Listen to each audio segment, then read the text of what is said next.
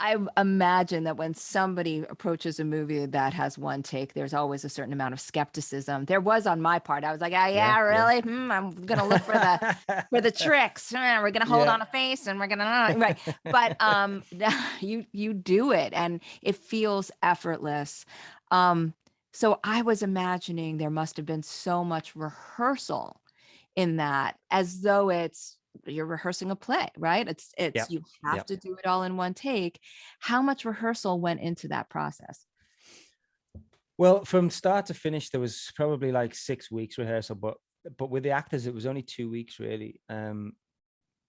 So initially we started with just myself and my cinematographer, Mhm. and we'd go to the restaurant and we would walk it through, and he'd start out with his mobile phone, follow me, and I'd play every character, and I'd be there, jumping from moment to moment, and I'd be like, okay, now and then maybe the camera should be over this side, and so we sort of built it, and we broke down the script into beats.